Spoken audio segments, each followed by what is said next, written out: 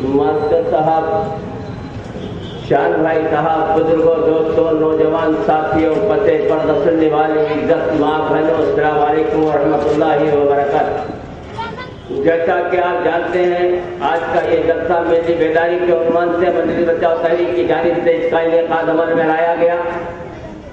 ये इलेक्शन का दौरा है। आपके दरमियान में मुख्तलिफ सियासी जमातों के नुमाइंदे आते हैं, नित नए सरसब्ज बाग बदलाते हैं और जब मुंतखब हो जाते हैं तो राह फरार इख्तियार की जाती है।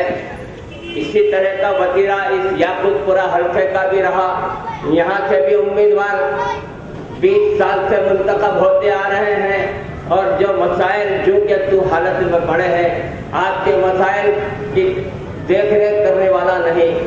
ऐसे हाल व माहौल में मजलिस बचाओ तहरीक बहुत ही कस्म कुर्सी की हालत है। माशी एतबार से सरमायादार जमात नहीं है, बस मिल्ल खिदमत का जज्बा लिए हुए मजलिस बचाओ तहरीक आपके दरमियान में हाजिर है।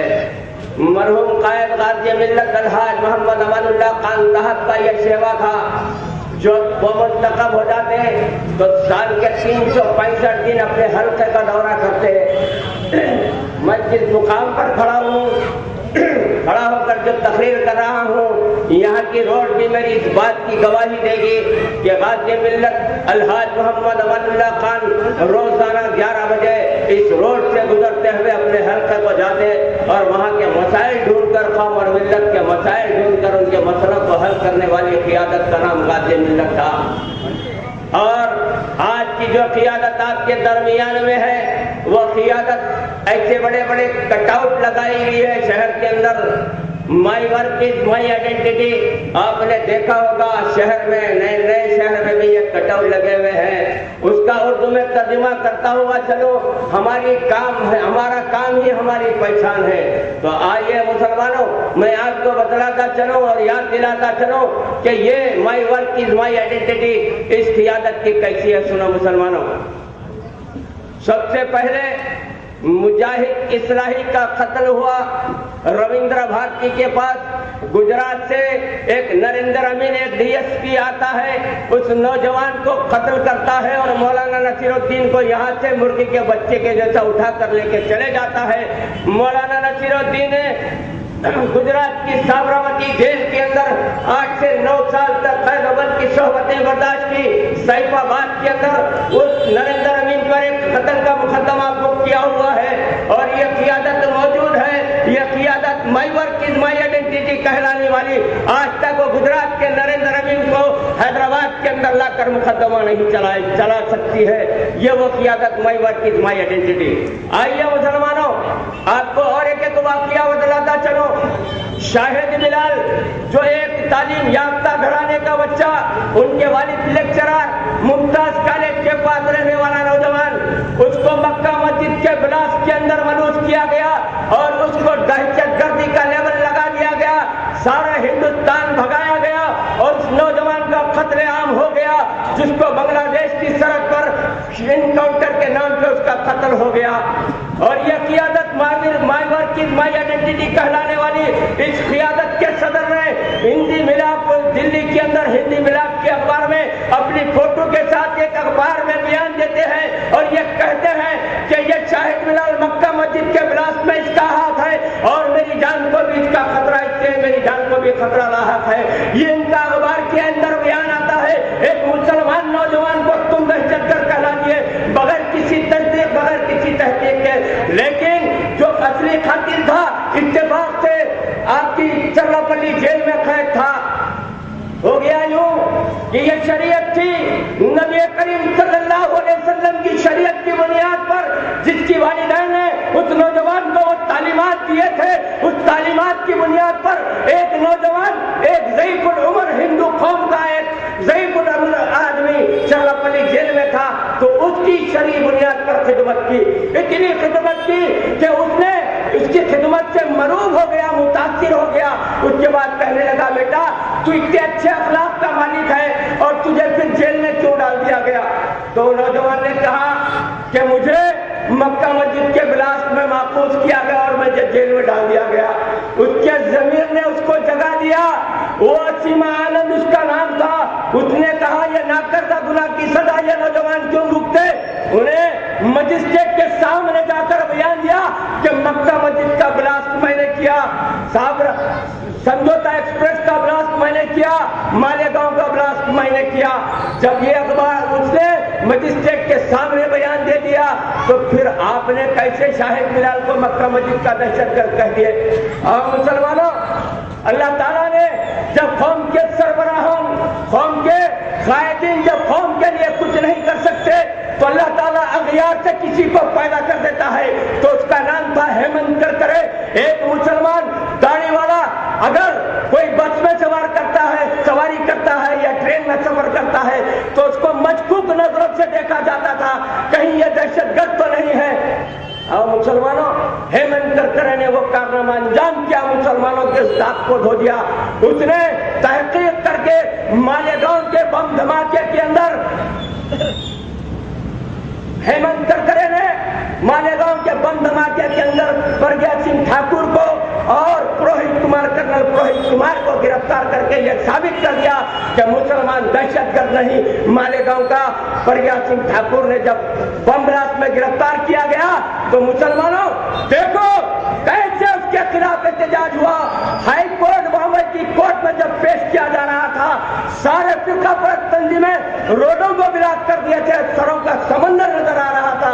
اس کو جب عدالت لایا گیا اور یہ قیادت آپ کے درمیان میں ہے، بغیر کسی گناہ کے، بغیر کسی ثبوت کو گوا کے ایک مسلمان کو آپ نے دہشت گرد قرار دیا۔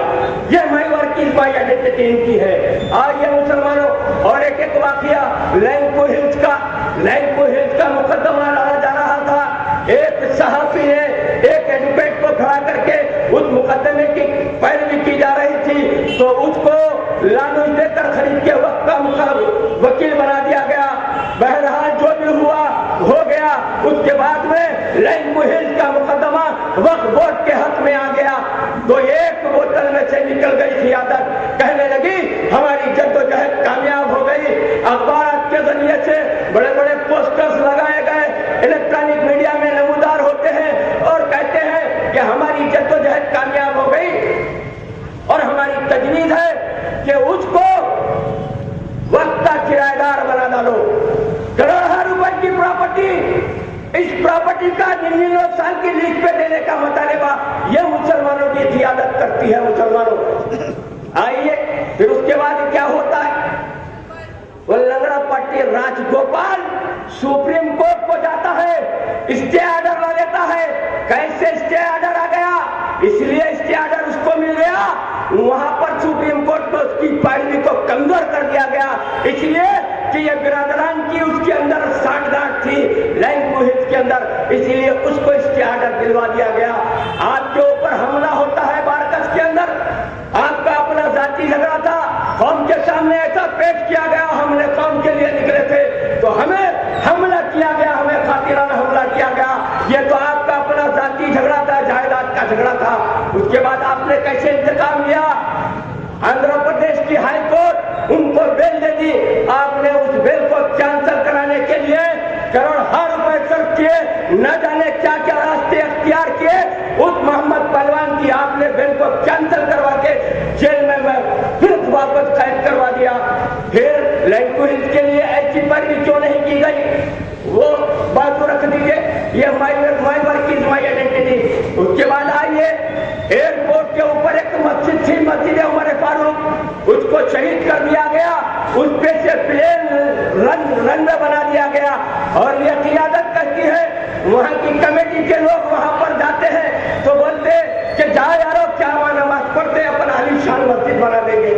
کہاں پر مسجد ہے؟ ایئرپورٹ پر زیادہ سفر کرنے والے مسلمان زیادہ ہیں اور وہاں پہ گاڑیاں چلانے والے مسلمان ہیں، نماز پڑھنے کے لیے انہیں 10-10 کلومیٹر 15-15 کلومیٹر جانا پڑتا ہے، وہاں پر پارکنگ میں بھی نماز کی اجازت نہیں دی جاتی۔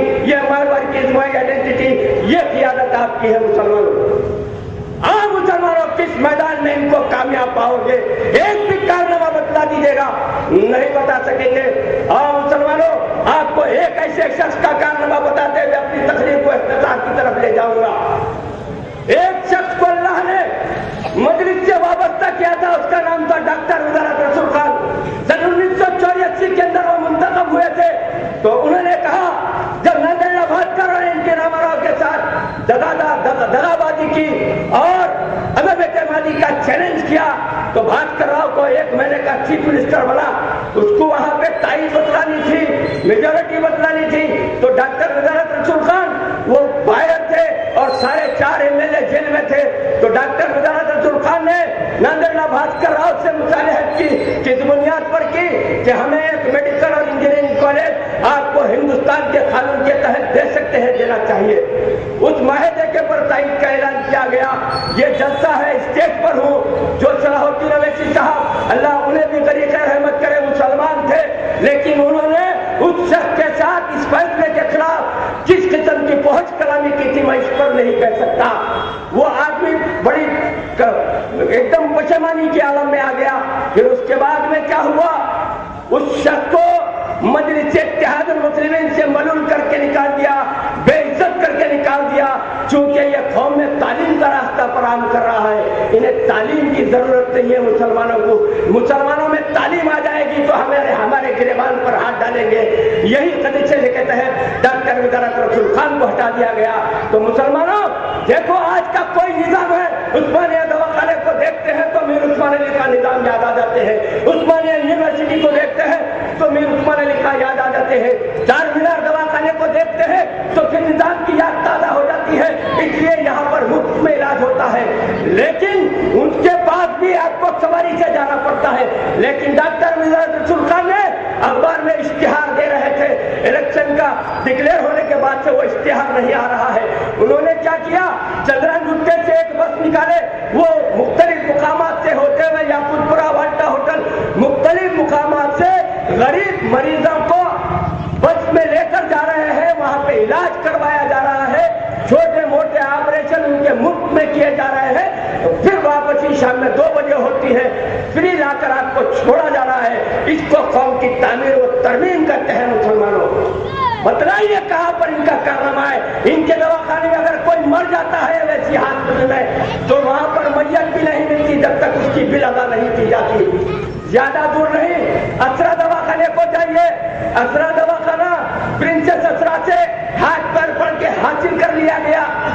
دواخانے کی چٹھی میں صلاح الدین اویسی صاحب کی تصویر چسپان کر دی گئی۔ چلیے کوئی بات نہیں، لیکن اس کے اوپر نانا کے مال پہ دادا کی فاتحہ کا تصور دیکھیے، وہاں پر ایک جلی حرفوں میں اسکیل کے اندر وہ بنا کر باضابطہ لگا دیا گیا، نیو بلاک فخر ملت عبدالواحد اویسی۔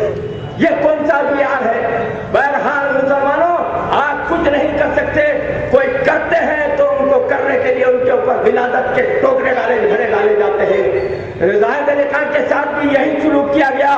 وہ شخص بھی ملی خدمت کے جذبے سے کام کر رہا تھا، اس کے حوصلوں کو پسپا کرنے کے لیے تم نے ان کے اوپر ولادت، انسانی ولادت ڈالی، اور تقریر میں یہ کہتے ہیں کہ پی کے اتنا سرشار تھا اس کو بو کی وہ بھی محسوس نہیں۔ یہ کہتے ہیں مسلمانوں، یہ مسلمانوں کی قیادت ہے۔ سوچو مسلمانوں، پارٹی کا بلند لیڈر اپنی تقریر میں کہتا ہے، کہاں پر مسلمانوں کو ڈھونڈو گے؟ آج وقت کا اہم تقاضا ہے، یاد رکھو مسلمانوں، آنے والے حالات بہت ہی ابتر ہونے کے اندیشے ہیں۔ اس میں کوئی بکاؤ قیادت آپ کا کام نہیں کر سکتی۔ کون سی قیادت کام کرتی ہے؟ جو اپنے سینے کو تارے گی اور ملت کے لیے اپنے سینے کو پیش کرنے والی قیادت اگر کسی جماعت سے مل سکتی ہے تو وہ مجلس بچاؤ تحریک دے سکتی ہے۔ اگر آپ کو ثانیہ ذاتی ملت کو ڈھونڈنا ہے تو یاقوت پورہ سے مجلس بچاؤ تحریک کے امیدوار کو بھاری اکثریت سے اگر آپ منتخب کریں گے تو پھر آپ ثانیہ ذاتی ملت آپ کے درمیان میں ہوگا۔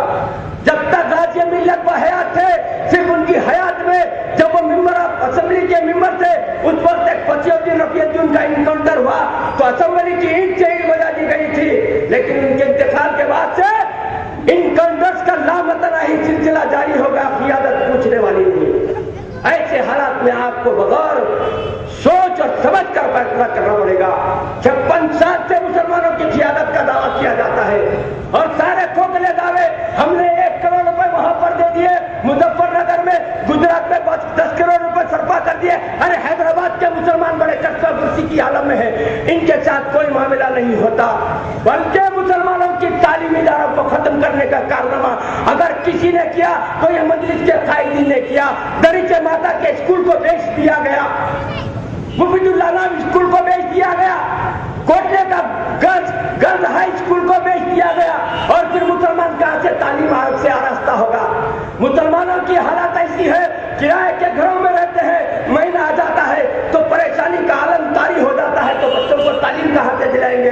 फिर इन किरायों को अदा करने के लिए, अपनी गुजर बसर के लिए छोटे छोटे बच्चों को कारखाने में भेज देते हैं, वो तालीम से बस्ती की तरफ चले जाते हैं, तो फिर कहां से कौम की तामीर होगी। मुसलमानों, आपके दरमियान में बड़ी मुश्किल से 1.5 साल का वक्त गुजरा होगा। गुजरात के अंदर एक IPS रैंक का आदमी उतरा और हिंदुस्तान से करप्शन के खात्मे की बात किया। 1 साल के अंदर उसने जद्दोजहद की तो 27-28 MLA जीत कर बतला दिए। आंध्र प्रदेश के अंदर 27 कॉन्स्टिट्यूएंसी ऐसी है जहां मुसलमानों की आबादी 35% से लेकर 65% तक है, लेकिन यह क़यादत वहां पर काम करना नहीं चाहती, बल्कि यह दावा करती है हम 3 से 4 हुए, 4 से 5 हुए, 5 से 7 हुए, घर में तकसीम करके 5 घर बना लिए। मलकपेट को हल्का बना तो भागा जहारा पूरा खींच लिए, बहादुरपुरा हल्का बना तो 4 मीनार को खींच लिए, 4 मीनार का भी थोड़ा हिस्सा खींच लेके बना के बोले हमारे इतने सीट है। मुसलमानों याद रखो, अगर की ताकत से हम घबराने वाले नहीं। ऐसी कोई और कौम का नाम मुसलमान कौम है जिसकी नजरों में 313 का लश्कर जर्रार रहता है और हजारों पे फतेह याद होते हैं। हम उस नबी को मानने वाले हैं और वो जज्बा ईमानी के मुसलमान कौम के पास है, इससे कोई निकाल नहीं सकता। बहरहाल आने वाले हालात में मजलिस बचाओ तहरीक के उम्मीदवार को भारी अक्सर से मुंतखब कीजिए। इंशाअल्लाह फिर जलसे होते रहेंगे। आपसे मुखातिब का शर्फ हासिल करता रहूं तो और आगे की तफसीलात बोलूंगा। यार जिंदा सोबत बाप